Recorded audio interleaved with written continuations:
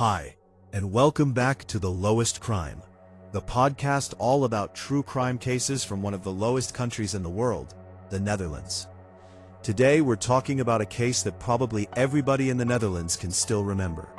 The murder of 12-year-old Millie Boele. Not only because of the young age of the victim, but also because of who turned out to be her killer. Please be aware that today's episode talks about physical violence, sexual assault, and murder involving a minor. So listener discretion is strongly advised.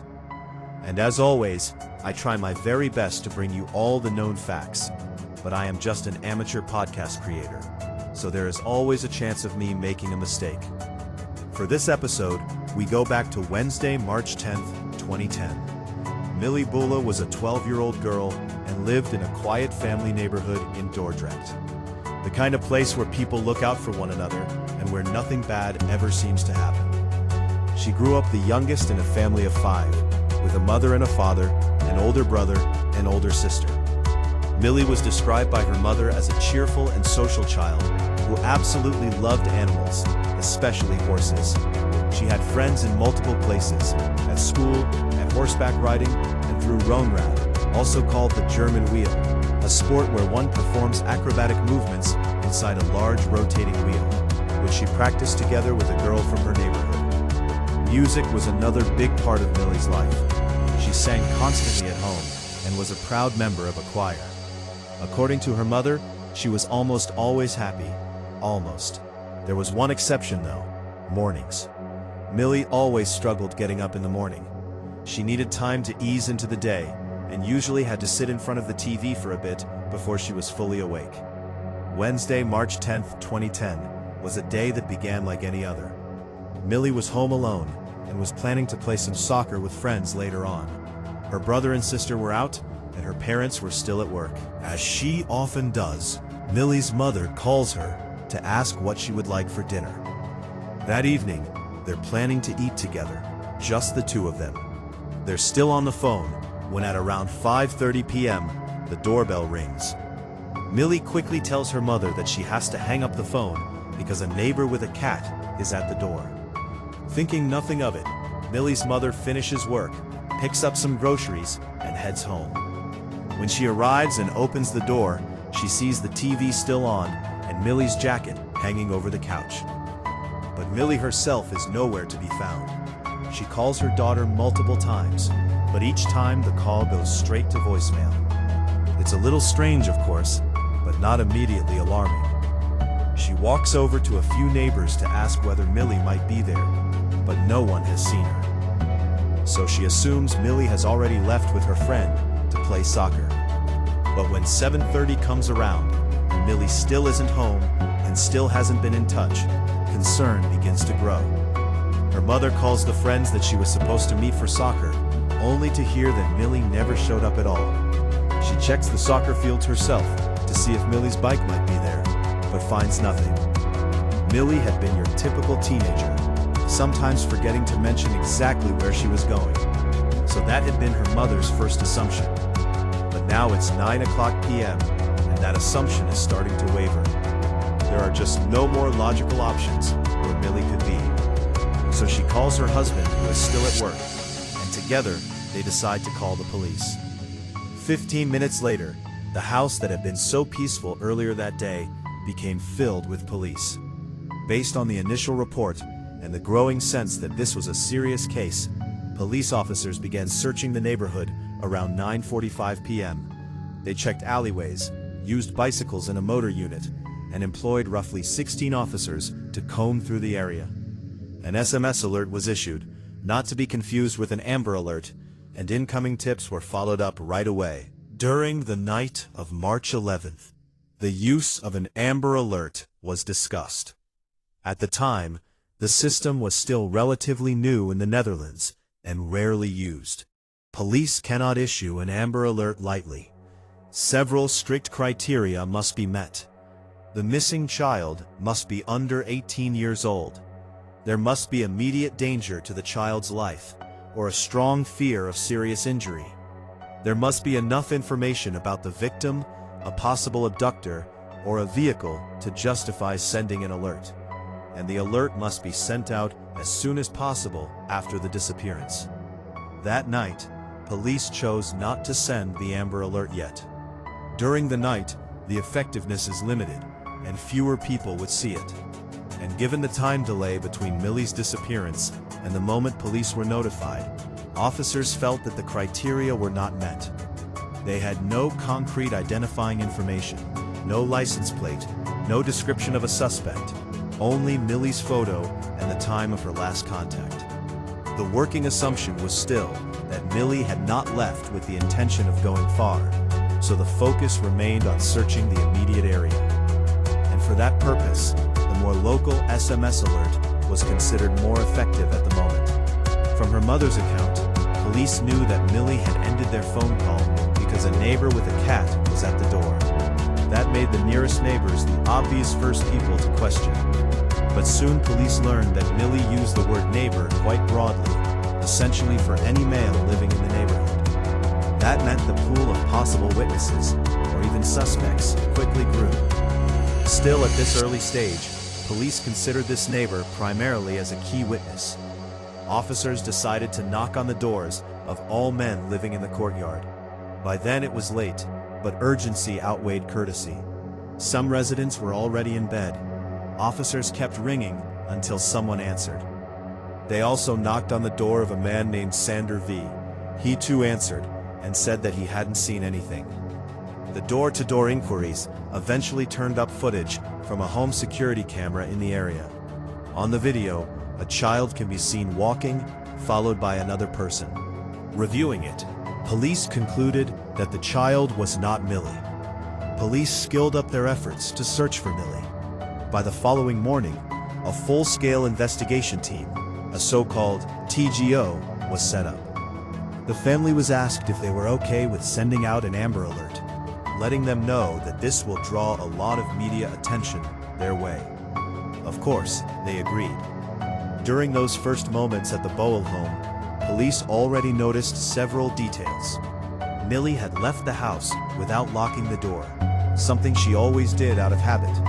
When her mother came home, she had found the lights still on, the television still playing, and Millie's bicycle untouched. And on this cold March Wednesday, with temperatures around freezing, Millie had left without her coat. Police found no signs suggesting that the 12-year-old had run away. She had a good relationship with her parents. She was doing well at school, and she had never run away before. There was no boyfriend in the picture either. All in all, the first indications were far from reassuring. It looked as though Millie had left the house abruptly. A neighborhood canvass started immediately, and all available police units received Millie's photo so they could begin searching for her. The newly formed TGO decided to issue the Amber Alert after all, and it was sent out at 2:30 p.m. that day. Police also conducted a third door-to-door inquiry in the neighborhood, this time using a fixed set of questions. Do you know Millie Boele? Do you know where she is right now? Did you see Millie yesterday? Was she alone? Was she walking, or was she in a vehicle? Do you know where she might have gone? Do you know where she plays often? And do you know who her friends are? But in the middle of the weekday, many residents were simply not home. Most people were at work. Police therefore had to return in the evening when more neighbors would be available. From those inquiries, two possible leads emerged. There were reports of an Eastern European man in the neighborhood, and information about a red car. Police followed up on both, but neither turned out to be anything connected to Millie's disappearance. That same day, police released a public statement about the missing girl. The following day, Friday, March 12th, a police spokesperson appeared on the television program Tross Vermist to discuss the case. On Saturday, March 13th, officers carried out another neighborhood investigation, this time focusing specifically on alibis of men in the area. By March 15th, 2 men were left without a confirmed alibi. One of them was Sander V. He claimed that he had been home alone at the relevant time, but no one could verify it. At that point, however, police still had no strong reason to investigate Sander further. Nothing pointed directly toward him. On March 16th, police searched the bushes along the street. But once again, nothing was found. What was clear by then was the scale of the search. The entire street had turned blue with police uniforms. Officers searched everywhere, driven by the lingering possibility that the person responsible lived nearby, especially because Millie had told her mother that it was one of the neighbors that had been at the door. It was March 16th, 6 days after Millie's disappearance. Sander V. walked into the police station with important information about Millie's disappearance. He was immediately arrested. As it turned out, he had confessed to his girlfriend, and she had insisted that he go to the police station and turn himself in. This was also when the police found out that he was not only a neighbor of Millie, but he was also a police officer, employed as a surveillance officer at the Rotterdam Rijnmond police force. Sander V. was taken into custody immediately. Investigators acted quickly and decisively. Once the arrest was made, they moved straight to his home. Together with forensic specialists from the NFI, officers searched his garden. They lifted the gravel tiles, and underneath, they made a devastating discovery: the body of 12-year-old Millie Boele. She had finally been found. But with that also came that the tiny sliver of hope that they had been holding onto was shattered in an instant. The autopsy later showed that Millie had died from strangulation. Inside Sander's home, investigators found a belt that matched forensic testing and Sander's account of what had happened. This had been the murder weapon. Sander had given extensive statements to investigators. According to him, on March 10th, sometime after 5 p.m., he walked from his car toward his home in Dordrecht and noticed a young girl parking her red-pink bicycle. He did not know her, and only after her death did he learn that her name was Millie. Sander stated that he thought she was about 16 or 17 years old. A short time later, he rang the doorbell at her house. Millie opened the door, which was the moment that Millie had been on the phone with her mother. And Millie had told her that the neighbor with the cat was at the door. Sander later admitted that he had made up the cat story. Sander and Millie then walked together to his house and entered the hallway. There, Sander says that he thought, if I made someone disappear, what would that feel like? He took her phone from her pocket, removed the battery, and threw it on the floor. Sander tied her arms behind her back with zip ties, saying he feared she might fight back. Sander and Millie went to the bathroom. He later said that he only touched Millie. From that moment he thought, this is too risky. She knows too much. She could ruin me. He told her she could stand up and that they were going to leave. He then placed his belt around her neck, fastened it, and pulled it tight. And he claimed he said, "I'm sorry," when it happened. According to Sander, the entire sequence from ringing Millie's doorbell to her death only lasted about 30 minutes. After killing Millie, Sander went to the garden and started digging. He placed her body into the hole. He later said that he did this because he feared it might be found. Sander said he doesn't remember the exact moment he buried her. It was sometime after midnight, but before 2:15 or 2:30 a.m., because that's when his girlfriend came home, he says. When the police had come to Sander's home, and he had claimed that he hadn't seen anything, that he didn't know Millie, and that he was worried about her, Millie's body had been there in his house the entire time. But his version of events doesn't align with the evidence. Sander insisted that he only touched Millie, yet forensic examination revealed semen on her body. So police and prosecutors concluded that he must have raped her as well, although Sander had a different explanation. He stated that after strangling Millie in the bathroom, he went downstairs to get some garbage bags. He partially wrapped Millie in them upstairs. Then he went downstairs again and says that he pleasured himself wearing a condom.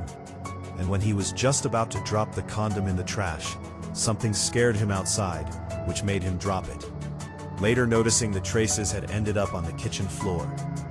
So his explanation for the semen is that when he dragged Millie's body downstairs, he must have accidentally dragged her through the spilled semen.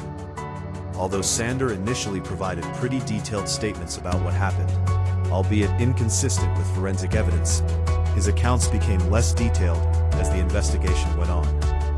This made the police investigation more difficult, complicated the work of behavioral experts, and caused growing frustration to Millie's family.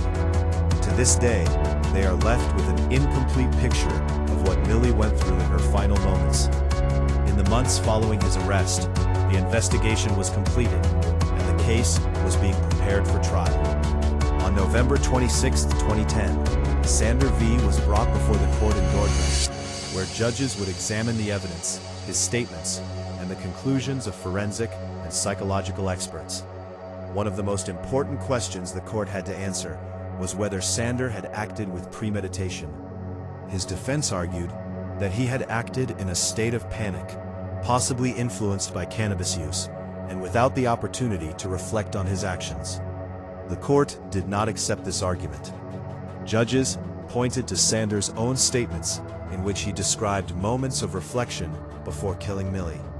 According to the court, these moments showed that he had time to consider his actions and their consequences. That was enough to establish premeditation under Dutch law. One critical issue was the sexual assault charge. Sander consistently denied raping Millie, claiming that any biological traces must have been transferred accidentally after her death. Although the court found this explanation unlikely, it could not be fully ruled out at this stage, making it impossible to definitively prove rape in the initial verdict. The court also took into account the power imbalance between Sander and Millie.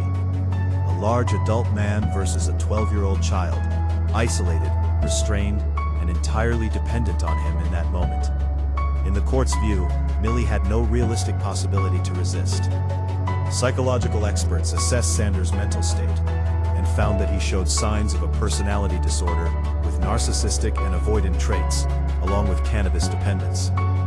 He showed little insight into his own vulnerability and struggled with regulating anger, especially when he feels criticized or wronged. Instead of confronting these feelings, he suppresses them, avoids conflict, and relies on cannabis, repeatedly placing himself in situations that exceed his ability to cope. The court accepted that these psychological issues reduced his criminal responsibility to some extent, but crucially, they did not remove them. Sander was considered to have diminished accountability, but was not fully unaccountable. Experts also warned of a moderate to high risk of reoffending, particularly if Sander were to return to society without intensive treatment. Because of that risk, the court concluded that punishment alone was not sufficient. The court ultimately found it legally and convincingly proven that Sander V. was responsible for multiple serious crimes, including the premeditated murder of Millie, the unlawful deprivation of her freedom, and the concealment of her body in an attempt to hide both the crime and its cause. Although the court rejected Sander V.'s explanation for the presence of semen, the judges in the initial ruling in Dordrecht did not find the charge of rape legally and convincingly proven. And so, the court sentenced Sander V. to 18 years in prison, followed by mandatory psychiatric treatment, TBS. The judges made it clear that this combination was necessary both to reflect the seriousness of the crimes and to protect society in the long term. Both Sander and the public prosecutor appealed the verdict. In the appeal proceedings, the conviction was largely upheld. But this time, the rape of Millie was explicitly ruled proven as well. The forensic experts from the Netherlands Forensic Institute, NFI, testified that semen had been found not only on Millie's clothing, but also in her mouth. The location and nature of those traces, combined with other evidence and witness statements, led the court to conclude that oral rape had taken place. Alternative explanations, including secondary transfer, were examined and rejected. And with that, once again, Sander was sentenced to 18 years in prison and TBS with mandatory treatment. Sander then took the case to the Dutch Supreme Court on October 4, 2013. But that appeal was rejected, and with that decision, the sentence became final. With the legal proceedings finally concluded, the courtroom doors closed. But for Millie's family and the community of Dordrecht, there was no real sense of closure. The knowledge that a 12-year-old girl had been betrayed and killed by a neighbor, a policeman, left deep scars. There was also a lot of public criticism of the initial search efforts, particularly the fact that search dogs were not deployed immediately after Millie's disappearance, and that the Amber Alert was sent out relatively late. Police later explained that at first, the case was treated as a possible voluntary disappearance, in line with standard procedures, and there were no immediate signs of a crime. But trust had been shattered, not just within one family, but across the entire neighborhood. For Millie's parents, no ruling or sentence could undo what had been taken from them. But knowing who did it, and knowing he's behind bars, will at least hopefully provide them with some form of closure. Near Millie's family home in Dordrecht, a memorial was later placed in her memory. The permanent monument was unveiled in 2011, and this marked the tragic end of a case that shocked the Netherlands to its core. A case that raised painful questions, not only about violence against children, but about trust, safety, and betrayal. Thank you all so much for listening. If you appreciated this episode, please leave a like or a comment, or subscribe to the podcast. Thank you all so much for listening, and I look forward to seeing you in the next one.